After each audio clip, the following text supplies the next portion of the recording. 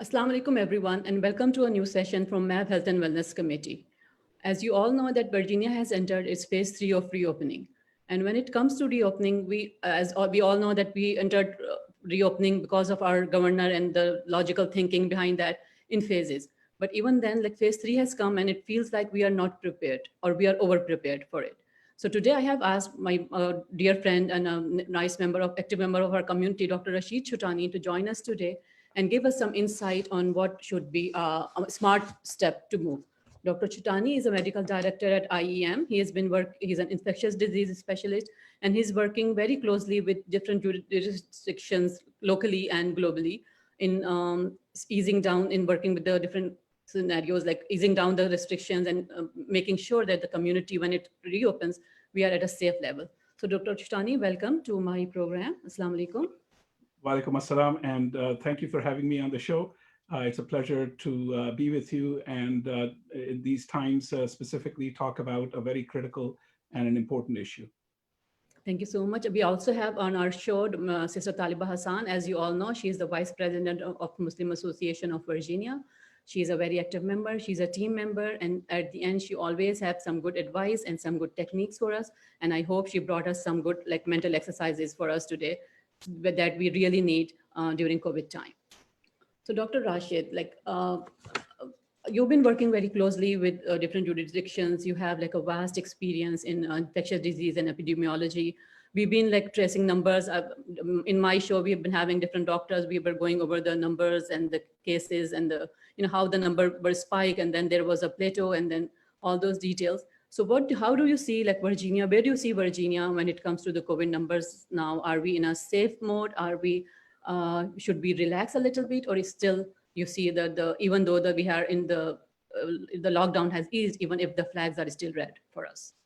So right now we have approximately 63,000 cases in Virginia, and unfortunately 1,800 people, Americans, have died due to this disease. When I look at Virginia, I look at Maryland as well as DC, and if I combine all the numbers together, in terms of the DMV area, the number of total cases are 140,000, and we've lost about 55,500 lives, which is a pretty substantial number. In Maryland, the numbers are really going down, which is very good. In DC, they've kind of plateaued, and we'll talk a little bit more about DC and what's going on over there.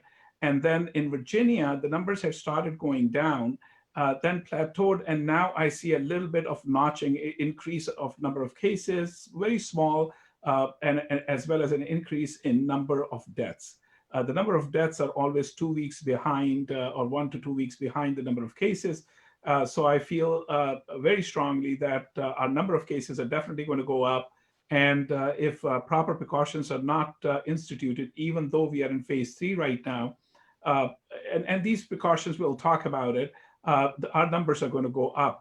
What happened in other states like Arizona, California, Florida, Texas, all those different states, they opened up a little early. They jumped the gun. In fact, California didn't jump the gun. California was very careful, but the numbers really went down, and they, I believe, felt very comfortable and very easy, like we are feeling in Virginia right now. And all of a sudden now, they actually have to go from phase 3 all the way to lockdown. And some of the counties are going to do that. A lot of places have been, completely closed over there, are going to be closed starting this week. So we've got to be very careful. But again, remember one thing, that right now in the world, we have approximately 11 million cases. Out of them, unfortunately, we've lost about 500,000 people across the globe. But United States has only 5% of the global population. Right now, we have 25% of the cases and 25% of all the deaths. That means 2.8 million cases and approximately 130,000 deaths. These deaths are not declining, by the way. These number of cases are not declining.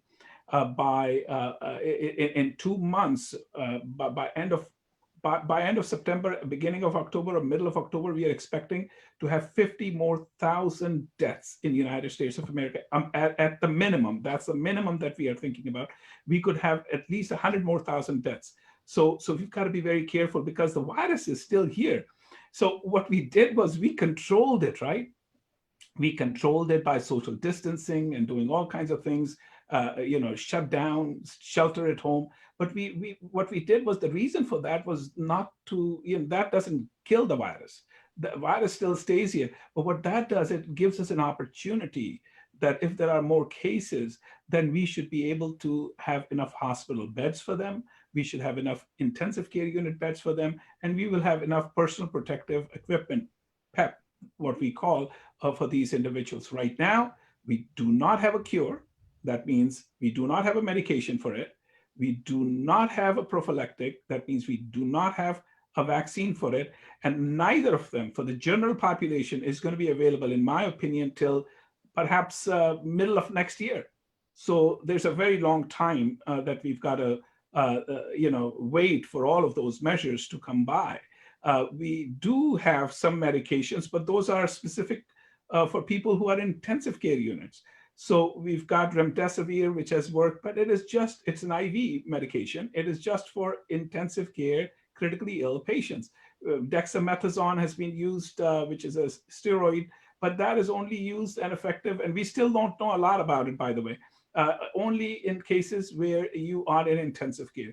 We have plasmapheresis, that is the blood from somebody who's had the disease, and we take the blood, we take the plasma out, we take the antibodies, and we give it to somebody who's very sick. That's only for people who are in intensive care units. So for the general population, the only thing that we have, the only thing that we should continue to do is social distancing, masking, and hand sanitization. And without this, this epidemic, this pandemic is not going anywhere, and we will see more and more cases. So a very good explanation. Dr. Rashid Chotani, just let me know, like, since we have entered the phase 3 today, which means a lot of things are reopening, amusement parks are reopening, theaters, I think, gyms, and a lot of other places that were previously in the phase 2 were not allowed, they'll be opening. And people who are staying home for such a long time, everyone wants to go out, everyone wants to socialize and break all the, the restrictions that have been imposed on them. Like on some of the people, when I talk to them, they feel like they were imposed on us and they want to go back to normal. So what is your advice to like our community in general, and of course, like society at large? What are the steps that we should do other than the restrictions that or the guidelines that we were already following of hand washing and masking and the social distancing? What other guidelines can we follow to be safe as a community and to not go back in the lockdown like other states have gone after after opening, and then they had to shut down again because the numbers spiked again? So the first thing that I've got to say is that as Muslims, we've got an advantage. The advantage is that most of us, hopefully all of us, do not visit bars, do not visit nightclubs. So let's take that out. So that's a very good thing, right? Because that's where we've had a lot of outbreaks. We have a lot of our families that live with us. So a very few of our family members live at nursing homes where the outbreaks have been. So those are, to start out with advantages, and those advantages should be, beneficial for the community if we're just talking about our community over here. In terms of the theaters opening up and malls opening up and everything opening up, my suggestion, in all honesty, is to avoid them right now. What I tell people is, let's live this year, survive this year. Next year, let's have some fun. Summertime, we'll hopefully be able to enjoy a lot more. So I would avoid as much as possible. Now, the data and the research and the models suggest that if Virginians, I'm just talking about Virginia, if Virginians use masks, right now in Virginia, we have about 1,800 deaths. If Virginians use masks, by the end of September, we will have 2,000 deaths. If we do not use masks, or some of us use masks and others don't use masks, the deaths can go up to 2,500. Those are very clear models. So here is a very clear 500 deaths. thousands and thousands of extra cases that can be prevented by just social distancing, wearing a mask, just being in control a little bit of yourself at this particular point, making sure that, it's not, I mean, enjoy your family. That's what I say. And, believe me, we have 6 kids, and all different ages from 24 to 10 years old. And so you can very well imagine, how it is in terms of a home. Kids want to go out, but some of them, as and you've been there, you've experienced that some of the kids are extremely cautious and careful. Some of the kids say, "Oh well, nothing's going to happen," especially when you are in the not late, middle teens. Middle Yes. teens, you have this invincibility kind of an attitude, and I had it, and I'm sure you had it. I hope you didn't have it. I did, but most of us feel that way, that nothing is going to hurt us. We can do anything, and nothing's going to happen. But we've got to be careful, and the kids have to be careful. Enjoy your family. I tell you, I mean, really, I'm not kidding. Enjoy your family. This is the ideal time for the kids, for the parents, for the grandparents, if everybody is together, to get to know each other. Because in all honesty, although we try to live the lives that our religion kind of propagates or tells us to, but we live in a Western society, and everybody's extremely busy, and mothers are working, fathers are working, kids have their schools. We never have time to get together. You come up with a way to entertain yourself. So I'll give you an example of what happens in our place. So our dining room essentially is like a classroom right now with computers. All the kids sit over there, play games on the computers. There's a whiteboard over there where my wife teaches them Urdu once a week, and they learn how to write Urdu now. Our family room, our grand room, which used to be an extremely elegant looking room, right now there's a screen of, I used to have this old screen that would pop up, and there's a projector, and after dinner everybody gets together and everybody has a night, and they pick the movie that they want to do or activity that they want to be part of. So you try to keep yourself busy, you play games, you do whatever you can, but try to be together. I think this is a God given opportunity, which we will not have. I assure you, I'm sure that most of the people that are watching it, I mean, for us at least, this was the most incredible Ramadan that I could ever think of, because I have not had a Ramadan, or my family had a Ramadan like this for decades, a decade at least, where we were all together. We were all, opening, the fast together. We were all praying Tarawih together. We were all praying together. I mean, it was a totally different kind of an environment. We didn't have to get dressed to go someplace. We were all at peace. I'm seriously telling you. That's So if you think about it, there are some advantages over here. So let's look at the silver lining, right? What is it that can be good, that can come out of this catastrophe? I think it is the building of families that can come out of this thing, and kind of gelling together. And I think that's a very important thing. And if we can all do that, it'd be a great thing for all of us. Yes, inshallah, it will be such a nice advice. Dr. Rashid, just tell me one more thing. Since we are in the, like, I keep on repeating the same thing, but since we are in the phase 3, and there is a lot of pressure and a lot of mosques, local mosques, to open and go business as normal, since all the other businesses are opened now.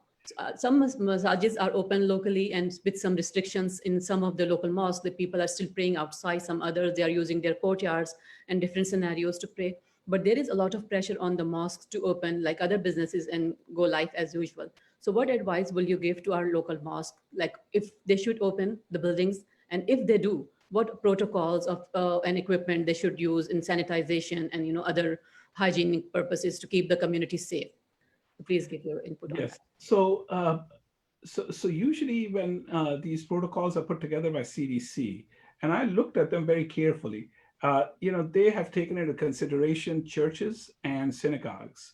Uh, I do not believe that the state requirements have taken an in-depth look on in terms of how mosques or masajids operate. Okay, we do not open up once a week. We do not sit on a pew. we do not usually, I mean, most of these churches are never fully packed. If they are, that's very good, but most of them are not. Uh, we are standing shoulder to shoulder. We are sharing some very, very, very close space together. I do not think that the protocols that apply to religious institutions have taken, again, a serious look at how mosques operate. We have to think very carefully in terms of how we are going to take care of our population and operate in a very safe and effective way. So I feel very strongly that outdoor praying is much better than indoor praying, because in terms of the work that I do, in terms of the data that is there, in terms of the experience that I personally have, I've seen more people who were working indoors with people that they did not know, obviously, or some other, some non-member of a family. They had a much higher chance of acquiring the disease, right? Uh, if there's a prayer 6 feet apart, that's ideal. I do not feel, even in phase 3, that children should be allowed in the mosque at this particular point. I think it should be an adult only. Let's wait a little bit. As you can see, yes, in Virginia the numbers have gone down, but do you believe, or do you think that if the numbers are going up in other states, it's not going to affect Virginia at some point? I believe it's going to affect Virginia also. So let's be careful, right? Let's make sure that we have doors that we don't have to touch when we open them. Mhm. If we keep the doors open, and there should be one entry point and one exit point. It should not be that you enter and exit from the same place. If that's a touchless doors or keep doors open, that would be ideal. We have to consider, compared to churches and synagogues, that we've got to go and do wudu, right? We have to, that's another area where you're in close proximity to each other. So we've got to be very careful, because these standard guidelines, I honestly do not believe perfectly fit a Muslim religious organization. So I would wait right now to relax, and open up completely. I would have limitations on a number of people coming to the mosque. And, to be honest about it, I miss going to Adams, which is nearby my home in Sterling, and listening to Imam Majid, who's a dear, dear friend and a mentor. And I feel very strongly that he's a great leader in our society. I miss that. So online, I go online and look it up, and my kids do the same thing. And it's not that. So, inshallah, Allah subhanahu wa ta'ala is not going anywhere. Inshallah, the masajid are not going anywhere. One of the things that we all know, and sometimes I get into trouble, but I'll go ahead and say it, is that Allah subhanahu wa ta'ala has always said that I didn't create you so that you pray. I have enough, angels who pray for me or pray to me, right? Uh, let's pray at home if possible. Try to minimize the exposure so that we do not bring the disease back home. If we do it with social distancing. We're wearing masks. Do not forget to wear a mask.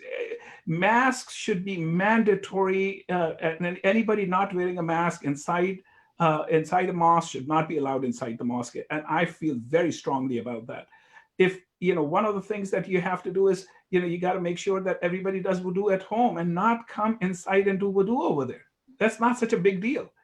Making sure that you observe somebody else's space, right? And if you can bring your own mat, bring your own musalla, that would be ideal, because the CDC guideline says that after every service you've got to sanitize and clean up, right? Mhm. Think about the practicality of it at a mosque 5 times a day. That's going to be a nightmare. That's going to be impossible to do, right? Even if we try, it's going to be very difficult. And then there are mats and there are carpets. So let's bring our own mats over there. That should be something mandatory. And believe it or not, every single household, every single Muslim has their own mat. So those are the common baseline, common sense things that we should do. And obviously, serving of food should be minimum at mosque. Remember that if you serve food, make sure that it's done in a way that it's not communal. A lot of people putting their hands or spoons or whatever it is, and serving themselves. There should be somebody who serves the food. Right now, 250 people are allowed for weddings or funerals. But again, if you go and do that, wear a mask. Try to do it quickly. I went to a funeral. Was it yesterday? Yes, we did it very quickly. It was in Sterling, at the Sterling Cemetery, and everybody was wearing a mask. 80% of the people that came to that funeral were all physicians, and being very careful and cautious. Nobody hugged, nobody shook hands. I missed that, you know. But let's be careful. And this is not the first time in the Islamic history that something like this has happened, right? So about 1,000 years ago, Ibn Sina, when the Black Plague hit the city, said we've got to quarantine ourselves. We've got to close down everything, and this is what we've got to do. And they observed, and he was the first one who established a 14-day guideline for isolation and quarantine. So let's learn from all of our those giants that we've had, and try to put the right science. Allah subhanahu wa ta'ala has given us the brain, and that's why has given us the opportunity to think, right?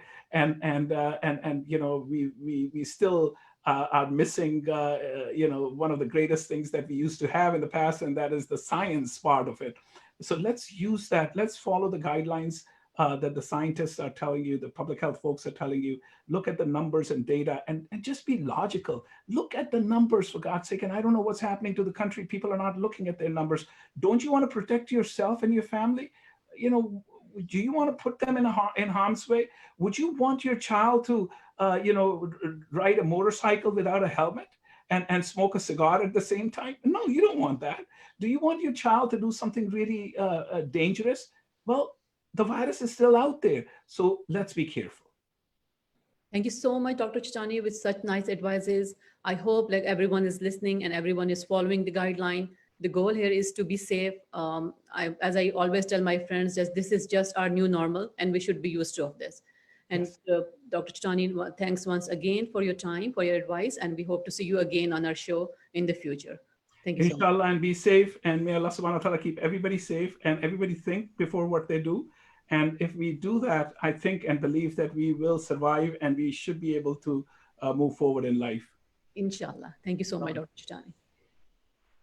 So my next guest, of course, is Sister Taliba Hassan. She is our vice president, and she always comes up with really good advice and good exercises for our brain with COVID and all these information going on. Sometimes it gets overwhelming. Staying home, having good time with the family, sometimes it gets overwhelming. But how do we take care of our mental health and our emotional health? And I think Sister Taliba Hassan has some good advice for us, and maybe some good exercises that you can do all sitting at home watching me right now and feel a little relaxed. So Taliba, assalamu alaikum. Walaikum salam. Assalamu alaikum, brothers and sisters. Today I'm going to talk about mindfulness, but before that, Dr. Rashid Chotani, he talked about going to the masjid. So I just have a few announcements that we are having Jummah Friday outside, as he recommends. All right. You need to register to let people know we're coming. You need to wear your mask. All right. You need to bring your prayer rug. Okay. Wear a mask, bring your prayer rug, and you need to make your ablution. You need to do your wudu before you come, because as the brother has advised, we're taking his advice and the advice of the CDC that the masjid is not open for you to go inside.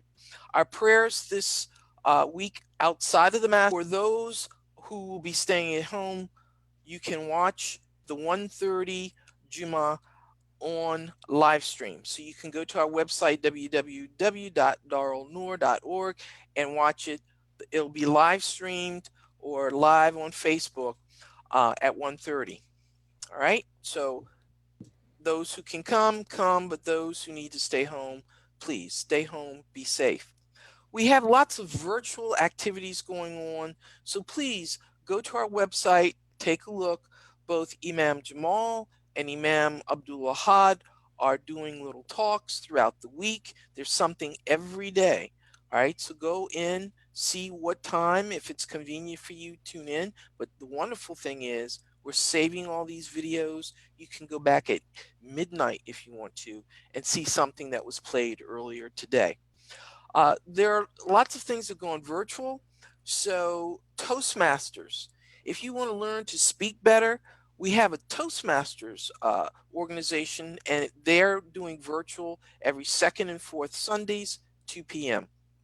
We also have summer camp. Islamic summer camp will be like an hour, 2 hours each day for a certain period of time. Again, go online and sign up for that virtual camp. All right, so I'd like to just take a few minutes of your time to talk about and actually go through an exercise in mindfulness.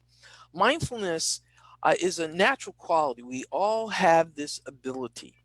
It's very useful in controlling anger, negative thoughts, anxiety, stress. Mindfulness is being fully aware in the moment, all right? Paying attention to the present moment. When we practice mindfulness, we're actually practicing the art of creating space for ourselves, space to think, space for our brain. So today, I'm going to tell you that one way that we can cultivate our minds, one way to bring on mindfulness is to meditate. And with a basic method of meditation, you put your attention on your breath.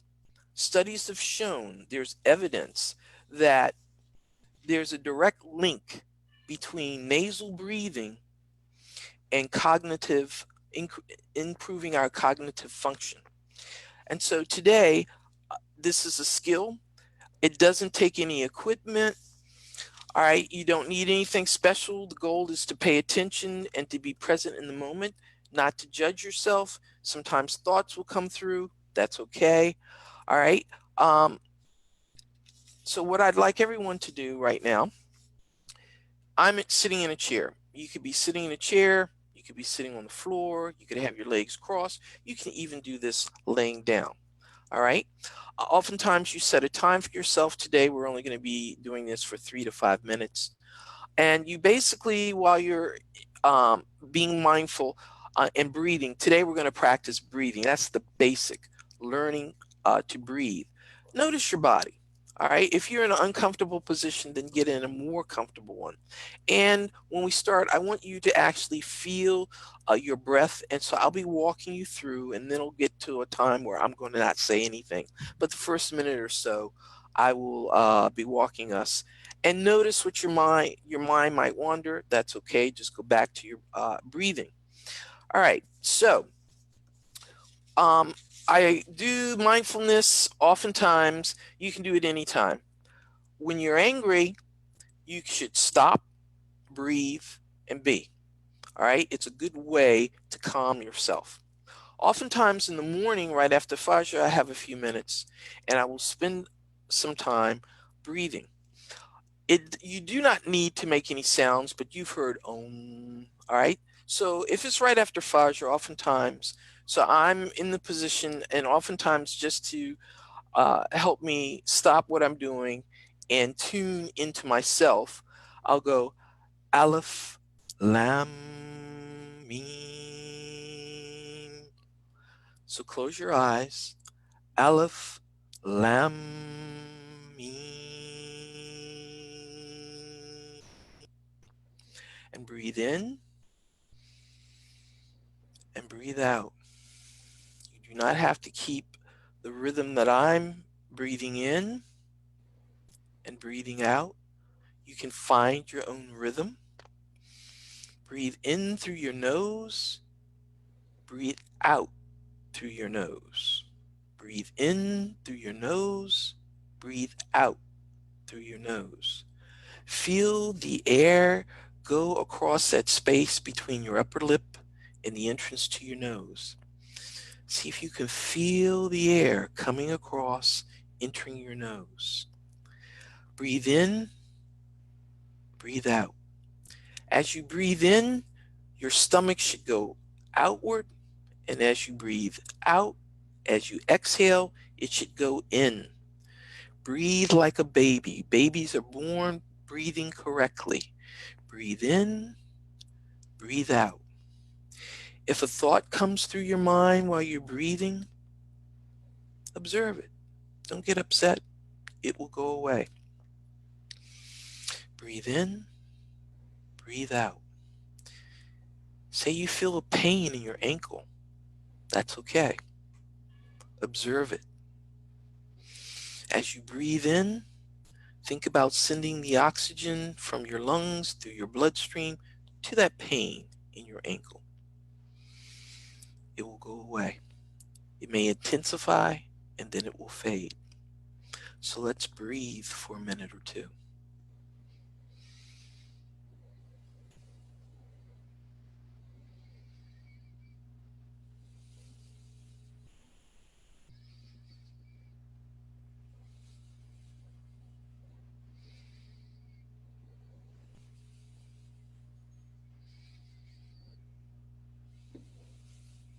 Focus on your breath.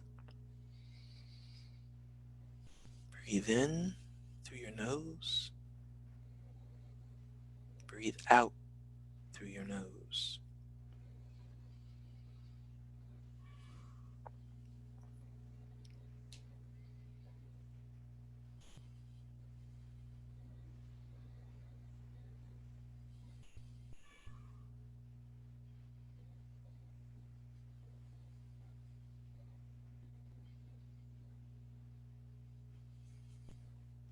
Three, two, one. You can open your eyes. Still breathe in through your nose and out through your nose. This is something you can practice at any time. And for your young ones who are hyperactive, especially in the evening, right after Maghrib prayer or right after Isha, depending upon their age, have them sit there on the floor and together practice breathing in and breathing out. You find that it will settle your children. Try it. It really works. All right. And you can teach them that when they're getting ready to have a tantrum, they can stop, breathe in, and breathe out. It's a calming effect. It's better than a pacifier. All right. So I hope this little exercise was helpful to some of you and all of you. Try it again. You can do it at any time of day. All right. I would like to end with a dua that I find especially comforting during all the trials and tribulations that we are facing. All right. Bismillah ar-Rahman ar-Rahim. I seek refuge with Allah from anxiety and grief. I seek refuge with Allah from lack of strength and laziness. I seek refuge with Allah from cowardliness and stinginess. I seek refuge with Allah from being overpowered by debt and the oppression of men. O Allah, suffice thou with me what is lawful to keep me from what is prohibited, and with thy grace make me free. Make me always on, it will be a Wednesday. The times can vary a little bit, but mostly it's 7 o'clock. I hope to see you all.